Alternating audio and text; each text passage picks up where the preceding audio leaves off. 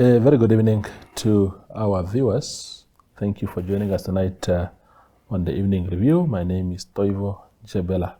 Tonight on the platform we are joined by the Deputy Mayor of Okahandja, that is Akser Aupindi, who of course on the ticket of the Independent Patriots for Change is seeking re-election to the Local Authority Council of Okahandja, and Mr. Aupindi is here to share with us how the journey was for the past 5 years and what he intends to do better in the next 5 years should he return to council after the November 26th election. Thank you very much, Deputy Mayor. Are you also His Worship? When you're a Deputy Mayor, you qualify for His Worship also, isn't it? Yes. Thank you. Thank you very much, Toivo, and good evening to your viewers and also to your listeners.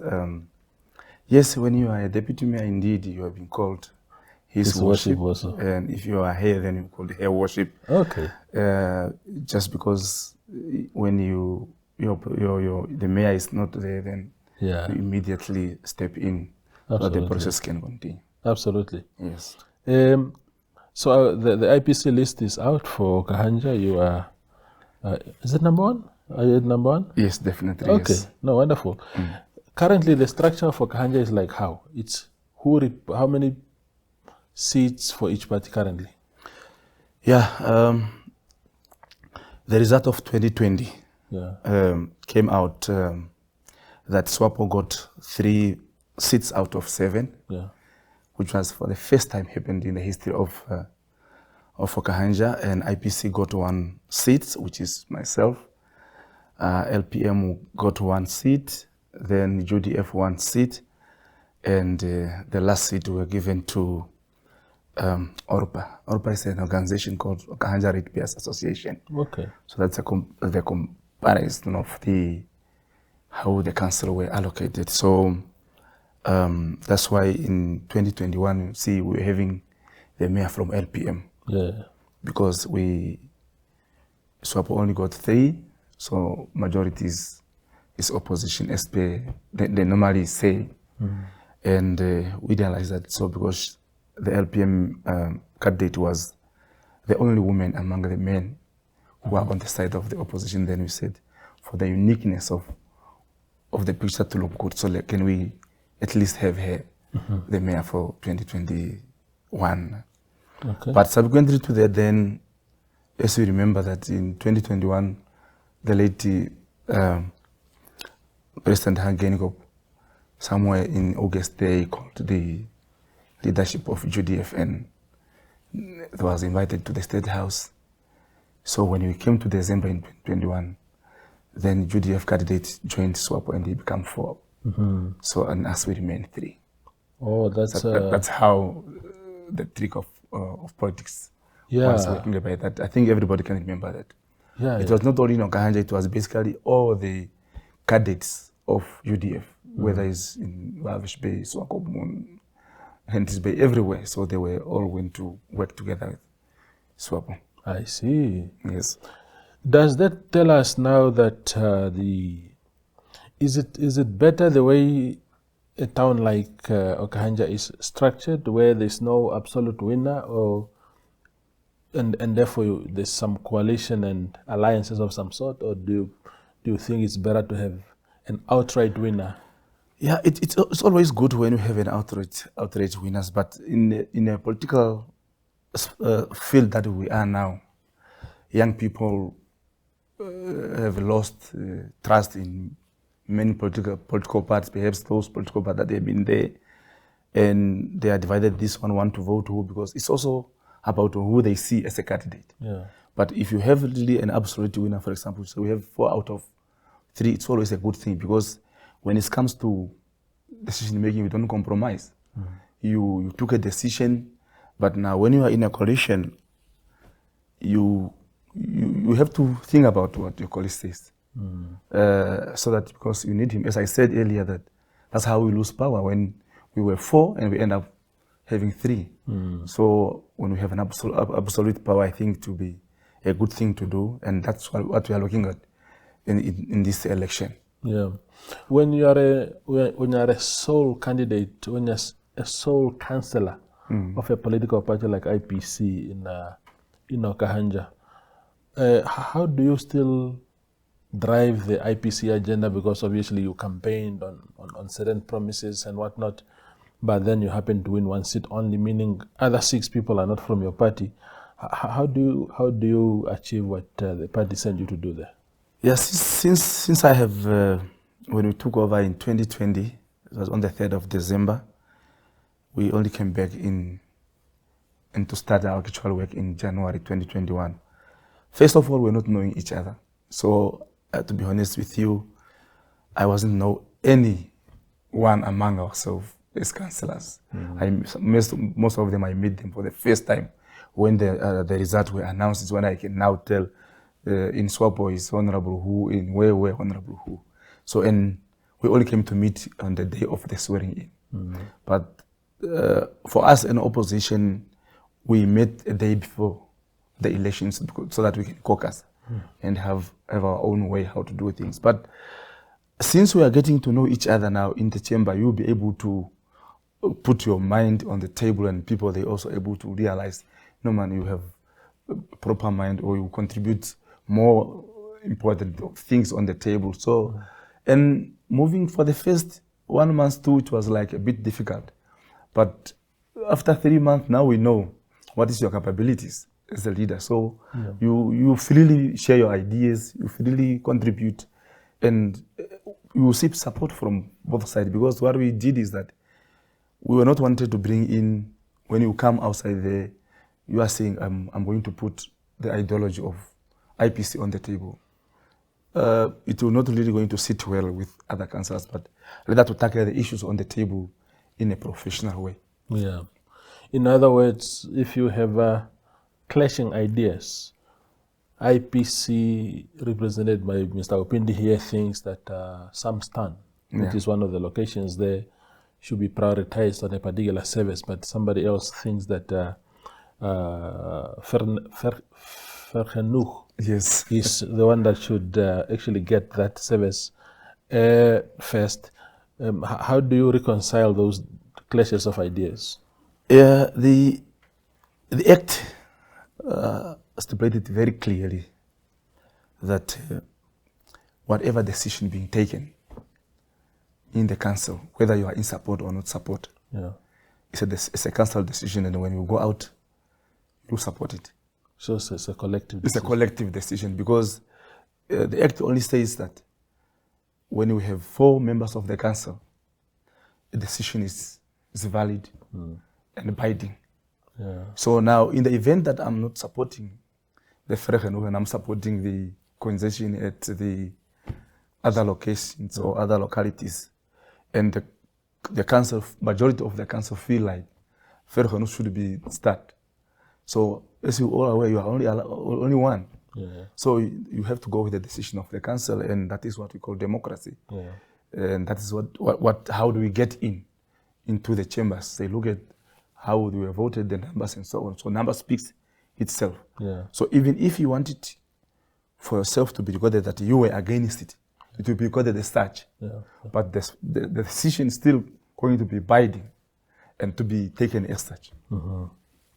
In September, you were quoted in the media accusing the Okahandja governor, John Kamseb, of interfering in council matters. What did the Honorable Governor do? As you all are aware that in 2020 there was an issue of land grabbing in Okahandja. At that time we were not even in the council. So, and that issue went up to court in 2020. And when we came on board in 2020 December, there was no council in Okahandja. When I say council, there was no single councillors. Councillors were removed. I think we all are aware of this. The Congo enjoyed them. The Congo enjoyed them and the rest. Then there was also no CEO. So when we came on board, there was no council, there was no CEO. So the former CEO, then his term also came at the end. There was no one to renew his contract or to do so. Then when we came in, we realized, okay, we don't want to go to the old story of go and chase people who voted for you, where they grab land and so on and so on. How best can we do to assist these people as a council? Then it was under the leadership of Honorable Natasha Brinkman from LPM. We went to NAST. We came here at NAST in Windhoek and we talked to them and said, how can we assist each other? You have students here that they can come and assist Okahandja in terms of reblocking and do all these things free of charge, so long as we can collaborate. Yeah. So we agreed. Then we start the process now of reblocking the people. Instead of being chasing them from where they are, we need to make sure that how can we put in a road whereby if a person is not feeling well, ambulance can come in. How can we make a way of a fire brigade when there is fire? Those kind of things. How can we lay the pipes and other things? So then we said, as a council, we shouldn't be part and parcel of the process, because we are only 7 councillors, and we talk about 7,000 ghettos. So those people that are on those localities, they know each other. You, Toivo, you know, in this ghetto there is Mr. Who in this ghetto. So those are people that we want to be part and parcel of the committee, together with the NAST and our officials, the municipality, for accountabilities. But the councillors, we only got reports on monthly basis or weekly basis. Now, as we speak right now, we are about to complete. We are 94-95% to complete. Here comes the governor, because he received a complaint from the community that there were 2 people that were given double allocations. Now, what happened is that if you talk about 2 people cannot affect 7,000 servants to be given to the communities. We need to find out who are these 2 people. Now, when the governor wrote a letter to us, first of all, the governor called the CEO. And the CEO reported to us that, no, I am receiving a call from the governor says we must stop the process of land. Remember, the CEO doesn't report to the governor. The CEO reports to the council. The council doesn't report to the governor. The council reports to the minister. So we have no business as whatsoever with the governor, even though we recognize and recognize the presence of his office. We have no business with the governor. So that was now prompted me to say that the governor is interfering in the administration of the council. And we thank the Honorable James Takwansa also came on board and explained this to him. Say, no, you're a politician, Honorable Governor, you cannot write a letter to the CEO. You cannot even write a letter to my executive in Windhoek. You write a letter to me or the deputy minister. So, and that was clarified on that meeting that we had, because he's the cause of almost everything. Now, the truth is here that if we allocated 2 names, 2 people, the same plot, number one, we are talking about 7,000 plus servants. At least the governor could come and say, Honorable councillors, you are allocated Akser and Toivo, ERF number what, in order for us to be able to investigate. On that particular letter, as I said earlier, there was no a name of the person mentioned except our official's name. There was all ERF number which was also allocated in order for us to go back to the document and see truly this is factual thing and how can we resolve it. Up to date, there is nothing like that. But we are continuing the referring land to all people. Absolutely. We go for a very short break and return with Deputy Mayor Akser Aupindi.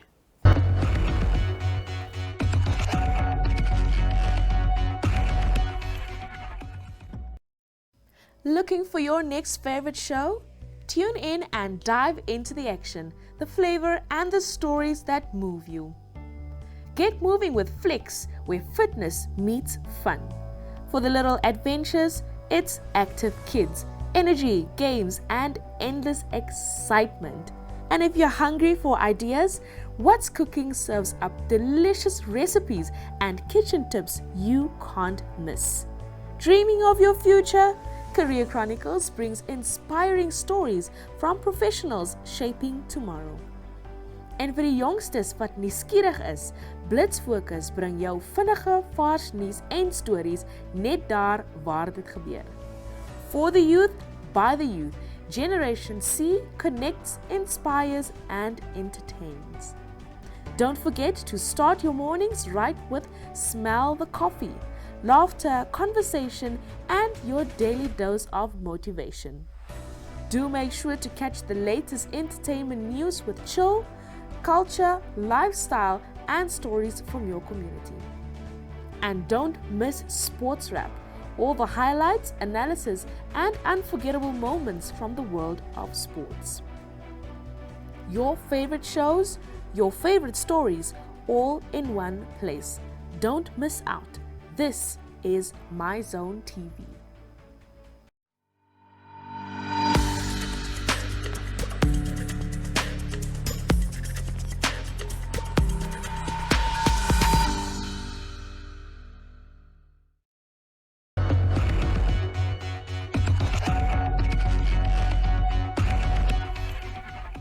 We continue the conversation with the Deputy Mayor of Okahandja, Akser Aupindi.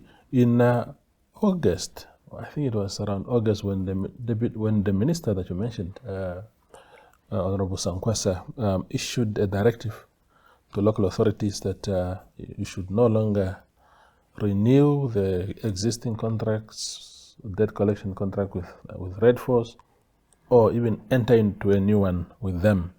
You were one of the people who spoke out at the time and said, no, that will not happen with Okahandja. If you can explain your position. Yeah, yes, indeed. As you put it rightly to say I condemn it, but I think I need to clarify it once and for all. When I condemn the directive, I didn't condemn that the minister's directive is not going to be taken or so. I condemn the actions.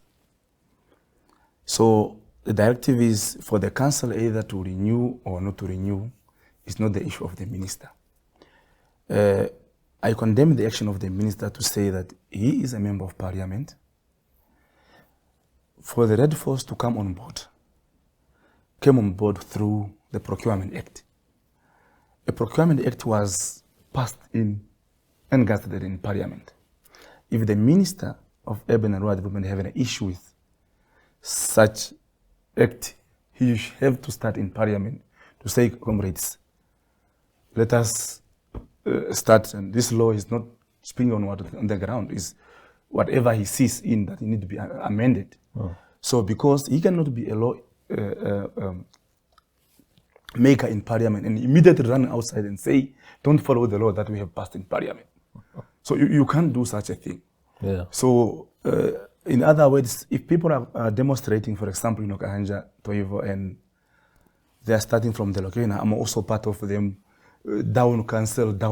When we reach at the municipality, I get out of them and in front and receive the petition. I can't do such a thing.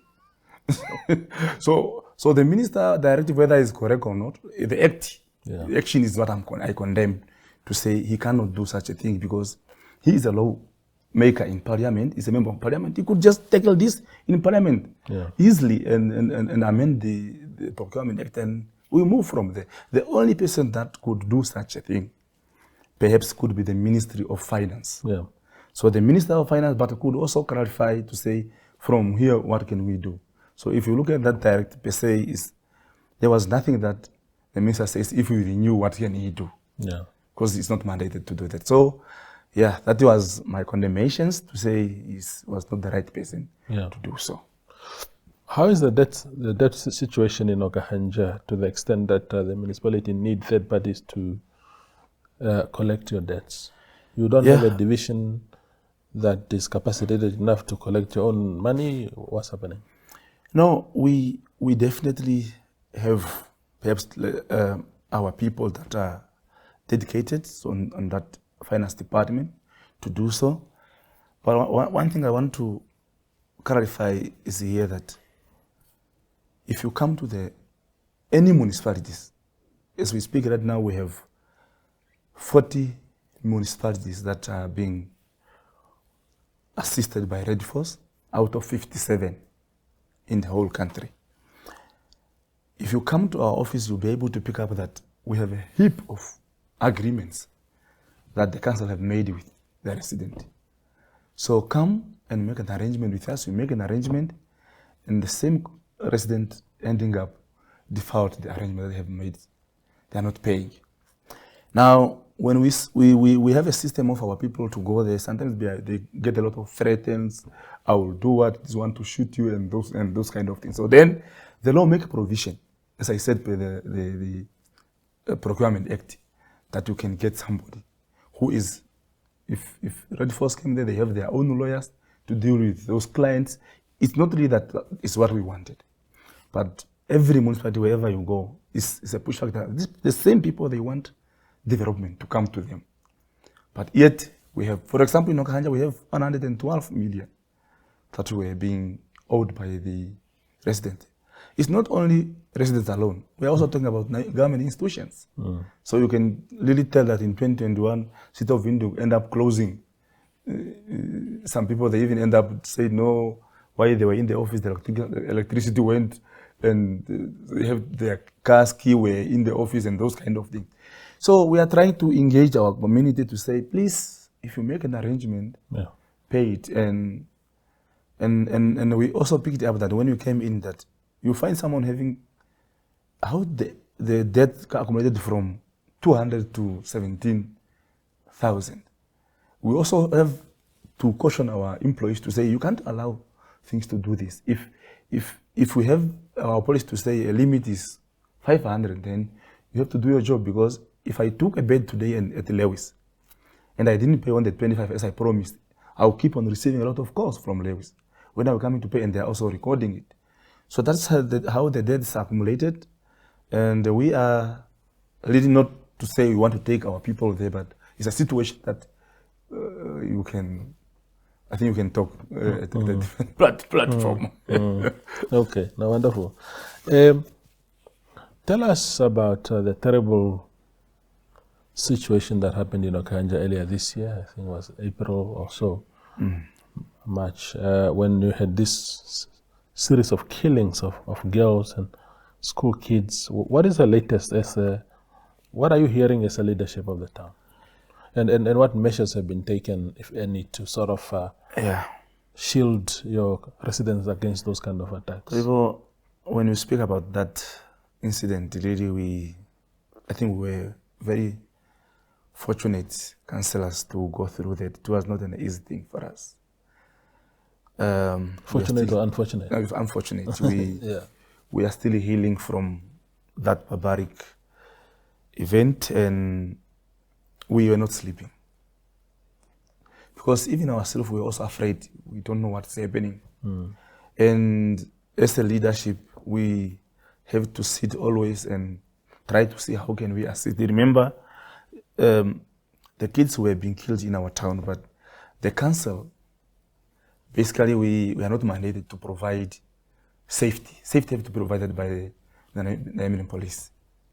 So we only create a conducive environment where we need to give land to the Namibian police or Ministry of Works and whatsoever to build police stations across the towns. So as far as we speak, the council went far as to install cameras. As we speak, we have cameras around the towns. When you are coming from Karibib, there is cameras. When you are coming from Chivarongo, there is cameras around the towns in the locations, and also in Osona. That is one of the actions that we have taken up as a council in collaboration with our stakeholders, such as business communities, and as you also are aware that there was money that were put in place that whoever have information must come on board to engage the Namibian police. That offer is still valid, is still standing, and the information that we are getting from Namibian police is that they are still investigating.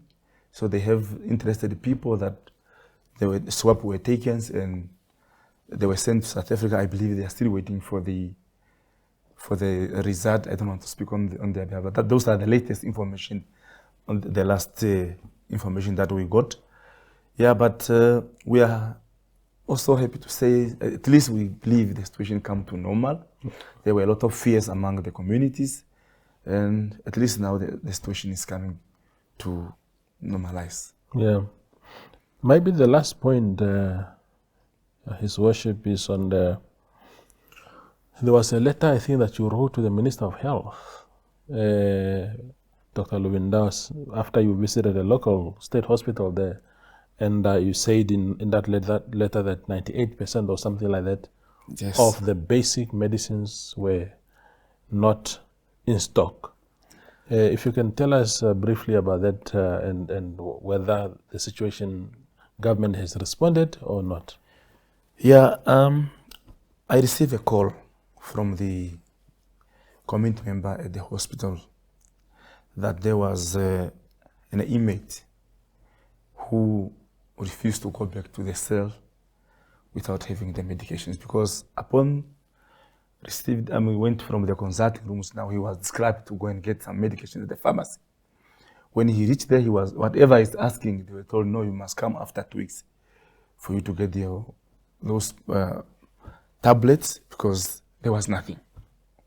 So immediately, I then ran to the hospital to go and find out what is the situation. But I think prior to that, I also visited, I think, a week before, and I also write a letter, and the minister have responded to me that yes, the issue that I'm raising is of a serious concern, and they will look at it with urgency. So after that a week, then I also requested her to visit the hospital, of which she failed to do. She came, I think, after the second letter, which.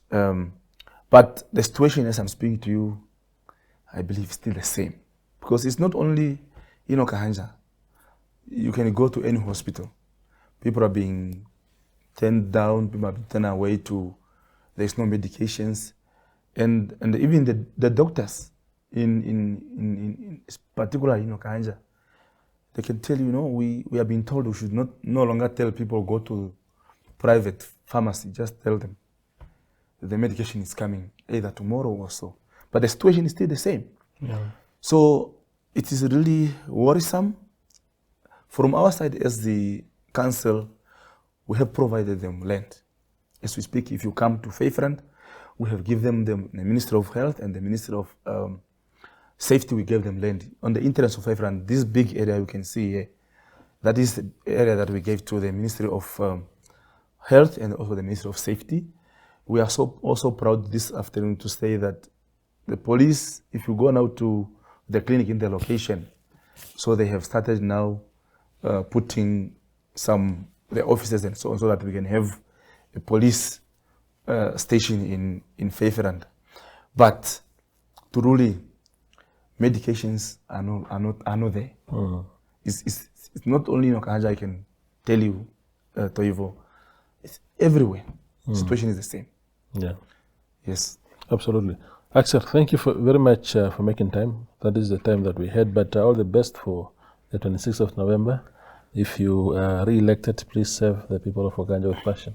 Yeah, so I'm definitely going to do so. And I think the people of Okahandja, they can tell themselves for the past 5 years that I have been there, that we are up for the task.